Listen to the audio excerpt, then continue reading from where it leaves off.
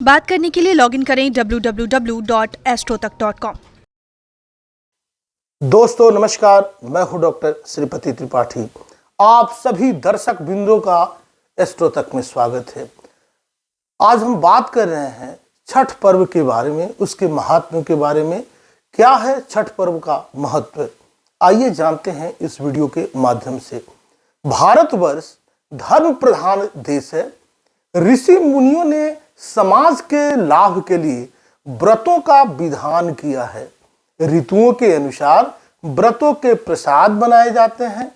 छठ कार्तिक माह में होता है। इसी माह में ठंड शुरू हो जाती है।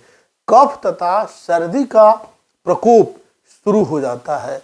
शरीर में फास्फोरस की कमी होने के कारण शरीर में रोग, कफ, सर्दी इत्यादि के लक्षण परिलक्षित होने लगते हैं।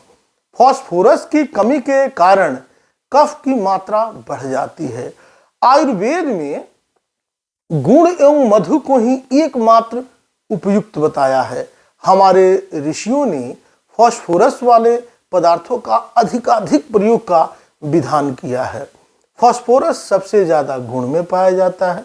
जिस दिन से छठ का व्रत शुरू होता है उस दिन से गुण वाले पदार्थ का छठ में प्रयोग शुरू हो जाता है।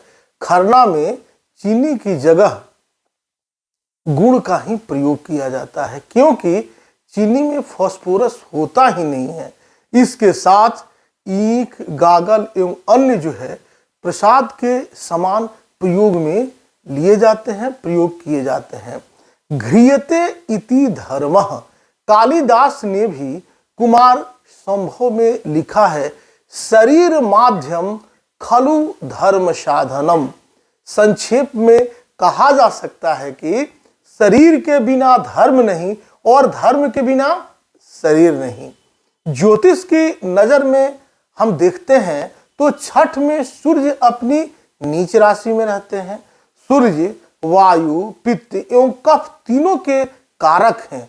यह व्रत करने से ये सारे दोष शमित हो जाते हैं। इसलिए स्वस्थ जीवन जीने के लिए छठ का बहुत ही महत्व है।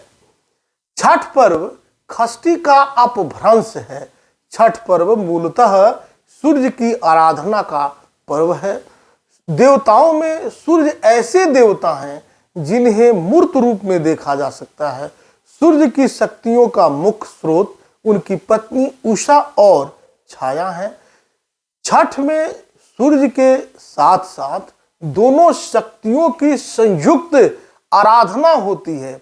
प्रातः काल में सूर्य की पहली किरण उषा और सायंकाल में सूर्य की दूसरी किरण छाया को अर्घ देकर दोनों का नमन किया जाता है, दोनों का अभिनंदन किया जाता है, दोनों को प्रणाम किया जाता है। पौराणिक और लोक कथाएं प्रचलित है, आइए जानते हैं उसके बारे में। सूर्य को आरोग्य देवता माना गया है। सूर्य की किरणों में कई रोगों को नष्ट करने की क्षमता पाई गई है। ऋषि मुनियों ने अपने अनुसंधान के क्रम में इसका प्रभाव विशेष पाया है।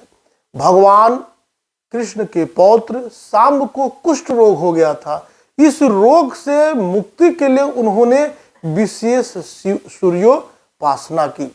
शास्त्रानुसार लंका विजय के बाद राम राज्य की स्थापना के दिन कार्तिक शुक्ल षष्ठी को भगवान राम और माता सीता ने उपवास किया और सूर्यदेव की विधिवत आराधना की।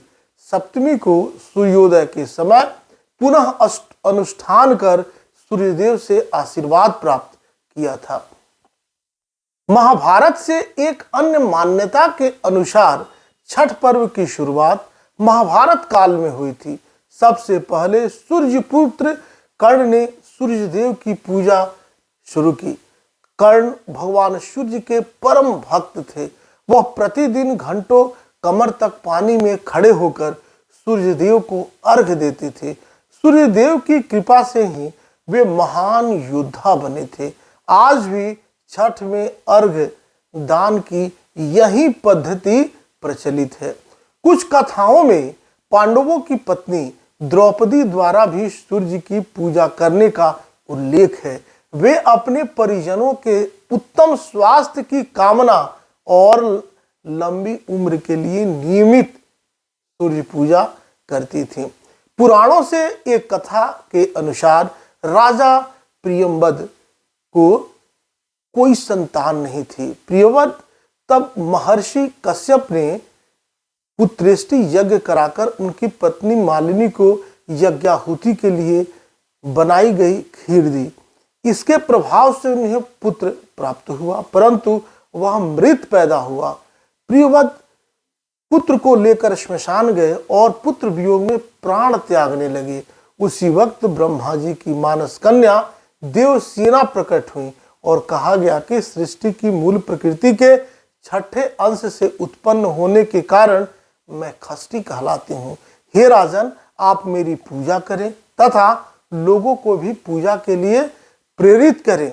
राजा ने पुत्र इच्छा से देवी खष्टी का व्रत किया और उन्हें पुत्र रत्न की प्राप्ति हुई। यह पूजा कार्तिक शुक्ल खष्टी को हुई थी। 10 नवंबर बुधवार को खष्टी को सायंकालीन शाम को जल में खड़े होकर डूबते सूर्य को सझिया अर्घ दिया जाएगा। अगले दिन 11 तारीख को गुरुवार को सप्तमी की सुबह जल में प्रवेश कर उगते सूर्य को अर्घ दिया जाएगा। इसी दिन पारण भी किया जाएगा। छठ बहुत कठिन और सावधानी का पर्व होता है। छठ मैया बहुत से लोगों की हर मनोकामना पहले ही पूरी कर देती हैं। लोग फिर अपनी मन्नत पूरी होने पर छठ की व्रत पूजा करते हैं। इसे दुनिया का सबसे कठिन व्रत कहा जाता है। छठ व्रत रखने वाले लोग 2 दिनों तक निर्जल व्रत रखते हैं। इस व्रत से हृदय रोग, पीलिया पर विजय पाया जाता है। आयुर्वेद के ग्रंथों में कहा गया है, हृद रोगम चमे सूर्य, लिखा है हृद रोगम चमे सूर्य हरिमाणम चनाशया। आप सब यूं ही बने रहें। मिलते हैं अगले वीडियोज में। तब तक के लिए दीजिए मुझे इजाजत। नमस्कार।